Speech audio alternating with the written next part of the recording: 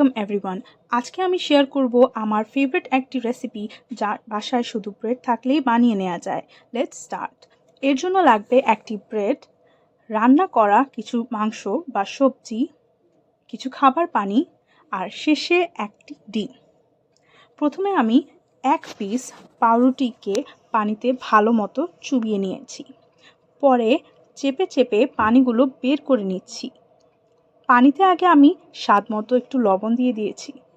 বাসায় রান্না করা যে কোনো সবজি, মাংস বা চিজ দিয়ে আপনি এটি তৈরি করতে পারেন। আমার বাসায় বাঁধাকপি দিয়ে মুরগির মাংস রান্না ছিল, আমি শুধু সেটিই ব্যবহার করেছি।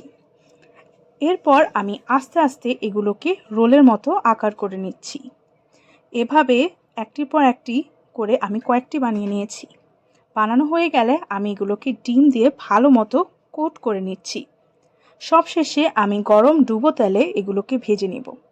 তাহলে এভাবেই রেডি হয়ে গেল কয়েক মিনিটের মধ্যেই আমার প্রিয় মুচমুচে ব্রেড রোল। যারা সবজি খেতে পছন্দ করেন না তারা এটি ট্রাই করে দেখতে পারেন টমেটো কেচাপের সাথে। Thank you for watching.